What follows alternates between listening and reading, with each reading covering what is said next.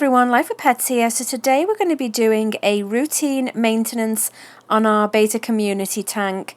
I've been asked to do this video several times and I have finally got round to videoing it. Before I begin, we have just reached 3,000 subscribers and so we will be uploading a giveaway video this week, so make sure that you watch out for that. For those of you that are new to our channel, this is our 20-gallon long female Betta community tank.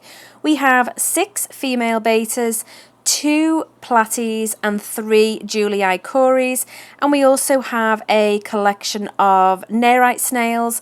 We have the zebra, the tiger and the horned nerite. The filtration is an Aqueon internal filter, and we also have a sponge filter in the back. The lighting is also by Aqueon, and I will leave links to those in the description box below. So we always start off by going over the top of the sand with our mini python siphon. Again, I will leave a link to that in the description box below. We hover over the top to get up the loose dirt, and then once we've done that, we will then plunge it into the sand and thoroughly clean it. Disturbing the sand is very important. If you're using sand substrate, this is something that you should do every time you do a water change.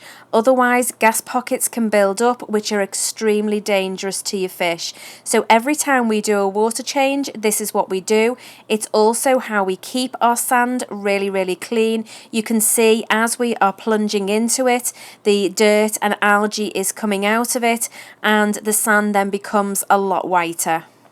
Once we're done with the sand, we then move on to the fluval stratum. Now in our case, we can't plunge it into the stratum, otherwise it breaks down. So we have to just sort of hover over the top, and we can go into it a little way, but we can't plunge into it like you would be able to if you had gravel. If you're using a gravel substrate, then you should be plunging the siphon right into it so that it can draw the dirt out of it. As you can see with ours around the plants, it does get a lot more dirtier underneath the plants, and so we just have to go over the whole tank doing this to make sure that we get all that excess dirt out. When we're done with that, we then move on to the glass, and we use the sponges from, I think it's PetSmart. They come with 2 in a pack. One is sort of more coarse and then the other one is softer, and we have a separate one for every tank. So they do several different colours, and we use different ones for each tank so that there's no cross-contamination. We only ever really wipe the front of the glass, and we leave the sides for the snails to do their job. Once a month we actually trim our plants, and especially the Amazon sword, to encourage them to get really big and bushy. If you trim the outer leaves approximately once every 4 to 6 weeks, this will encourage the growth in the middle of the plant, and this is how you end up with them looking so big and so full. So even though the leaves may not need to be trimmed, we still do it anyway because it really does encourage great growth in the plant.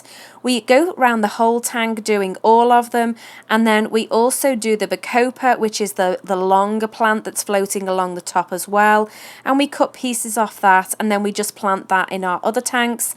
The bacopa is really good for that because you can just trim it off anywhere down the stem and just stick it in the tank or in another tank somewhere, and it will grow.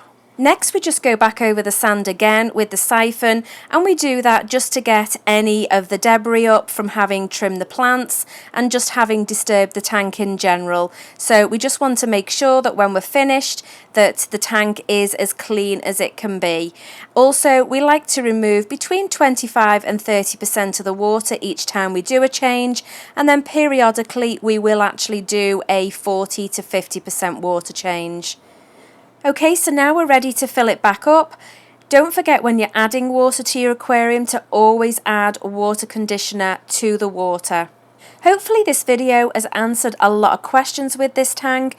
This is by far our most popular tank, just by how it looks and how we take care of it. We get so many questions on it.